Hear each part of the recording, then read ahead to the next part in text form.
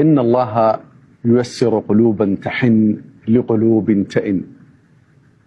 يقول صاحب القصة: صليت في مسجد وصلى بجانبي طفل لطيف. بعد التسليم سلم علي ذلك الطفل مبتسما وقال: دعوت لك. بقيت مستغرب من كلامه ومن جمال ابتسامته، ثم أذهلني حين أخرج من جيبه حبة حلوى صغيرة وأهداني إياها قائلا بعد أن سألته عن السبب، قال: أمي علمتني. بقيت في مكاني متأثرا.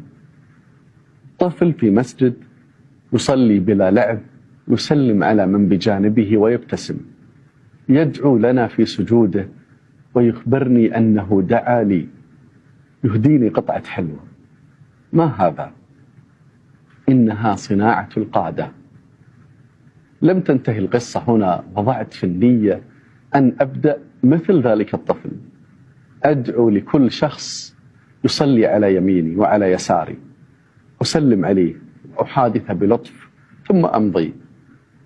أمس بعد المغرب أسلم على شاب أسمر الوجه أبيض القلب قادم من غانا، لغته العربية ثقيلة بعكس قلبه الرقيق. طبقت الأمر معه، أخبرته أني دعوت له.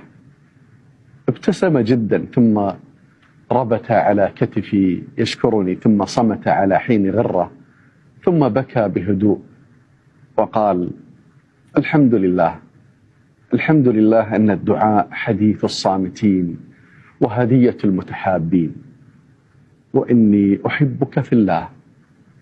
شد في سلامه على يدي وذهب. وقتها أيقنت أن الله ييسر قلوبا تحن لقلوب تئن. يقول: دخلت مستشفى لأعود قريبا لي، وفي نفس المشوار قرعت باب غرفة مريض سوداني لا أعرفه. سألته: ما الذي جاء بك إلى المستشفى؟ قال: قطعت رجلي من السكر. سلمت عليه وصافحته بقوة وبوجه طلق، وقلت له: لعل رجلك سبقتك إلى الجنة. كيفك الآن؟ إيش أخبارك؟ طمنا عن صحتك.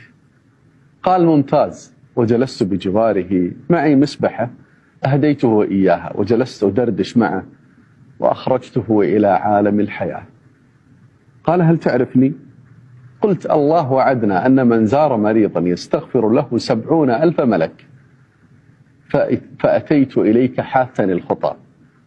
وعندما كنت أودعه قال لي: أهلي في السودان، والوحيد الذي زارني أنت. إن الله ييسر قلوبا تحن لقلوب تئن. ودعته بحرارة ودموع الفرح تنحدر على وجنتيه. أدركت وقتها قول الله عز وجل: إن الذين آمنوا وعملوا الصالحات إنا لا نضيع أجر من أحسن عملا.